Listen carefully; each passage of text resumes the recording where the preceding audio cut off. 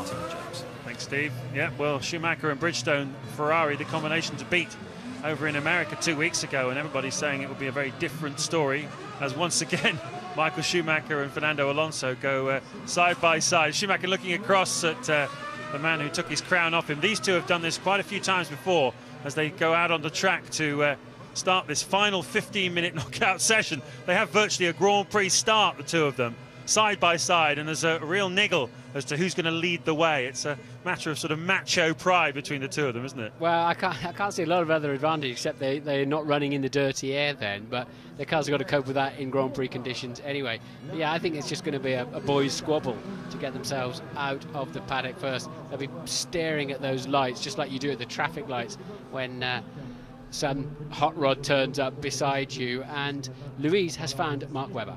Mark, few big scouts out early doors today. Were you surprised not to make it through? I knew it was going to be close. The other quality laps went quite well for me. The last one wasn't fantastic in terms of getting the lap together, not quick enough, and that's when you've got to do it. So yeah, missed a couple of tenths and weren't strong enough when it counted. So that's a shame. But yeah, Nico obviously got through, which is good. You know, we're right on the borderline. Yeah. Thanks, Mark. But what makes no sense to me is, yes, Nico got through, but he's got to take a 10-place drop for an engine change anyway, and it's actually Mark that got pushed out. So it seems as if Williams stood on their own foot there to a certain extent, although you can't choreograph that too well either when you've just got to go and get the lap times done. Coulthard's going out to burn off some fuel. I wondered if he wouldn't even go out in the Red Bull because he's P10 at the moment, and Rosberg gets an engine drop, and Michael Schumacher goes up the inside of Alonso down at the hairpin. So Alonso's electric getaway in the pit lane did him no good whatsoever because he was caught napping. Now he's going to come back at him. What on earth is going on, boys? Steady on, you're only out there to burn fuel off, and thank goodness you've got 5 minutes less to do that today under these regulation changes. Fantastic entertainment between Fernando Alonso and Michael Schumacher. The fast-starting Renault got the drop out of the pit lane, but Michael Schumacher used all his cunning and wiles to get past Alonso in the hairpin. And now Alonso's the one driving in the dirty air. Mind you, they won't be doing as many laps as they were in the early part of the season. This session has now been shortened from 20 minutes to just 15, so they'll burn off quite a bit less fuel as a result of that. And obviously we'll be getting round to the business end of the qualifying with the pole position shootout that bit sooner as well. So great entertainment already as they go through for the first time. Remind you that the 10 cars in this pole position shootout are Fernando Alonso and Giancarlo Fisichella for Renault, Pedro de la Rosa and Kimi Raikkonen for McLaren, the two Ferraris of Michael Schumacher and Felipe Massa, the Toyotas, both of them making it into the top 10 once again, Ralf Schumacher and Jarno Trulli, and the two odd men out on their own without their teammates, Nico Rosberg and David Coulthard. There's another look at the past, Martin, and it's only Saturday. Look how far he came back from, and Alonso luckily saw him coming. At least one day they're going to trip over each other on this silly outlap, and Louise has found Rubens Barrichello.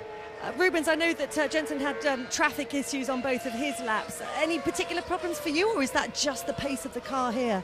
Nah, that's the pace of the car. I don't know what... I had a little bit of traffic on my section 1 as well, but that's we're not quick enough. You know, we feel that we're missing the grip in the middle of the corner. The balance of the car is actually not too bad. But for the very first time since you know, my first 3 races where I was struggling, that's the real pace of the car, and it's frustrating. So the only thing is that on the race run we were the only ones to get the times better. So it's still some smile for tomorrow. Having said that, we are starting quite a long way back. Thanks, Rubens. Tell you what I'm watching here. I'm watching a situation where the Ferrari looks better than the Renault again this weekend. Not to the margin we saw in Indianapolis, but we've seen Alonso. He's very ragged in that Renault all through the weekend so far, and he's struggling to hang on to Michael even in this phase. And remember, just remind you, they're in Parc Ferme. As soon as they roll out to the first part of this qualifying session, they're in Parc Ferme conditions, and they can't change anything else on the car than tyre pressures, front wing, and put on new tyres. But and at this final 10, that go out to the shoot-off also have to commit to their fuel load before they roll out into the third part of qualifying. So now what they're desperately trying to do is burn some of that off to get the fuel credit back, so they've got a lighter car when they go for a banzai attempt on new tyres in 5 or 6 minutes' time. Yeah, I think talking to people around the paddock, the feeling generally was that Indianapolis was a bit of a one-off with a quite significant advantage to Bridgestone and Ferrari. Before that, we had a series of races where Michelin and Renault certainly had the upper hand. Now, Ferrari have come here this weekend with a car which is not exactly a B specification car, but it has an enormous amount of aerodynamic upgrades on it. It's a big step for the car.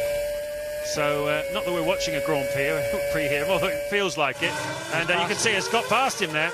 So Alonso has picked the pace up, for all that he may have been complaining. I have a feeling that the stewards will have something to say to these two about this. It's enough already. Much as it's entertaining for us, it is actually meaningless, and the chances of them taking each other off are pretty high. But clearly Ferrari and Schumacher had the early pace, and we were talking them up. But Alonso keen to make a point here. And he has been quicker the last 2 laps.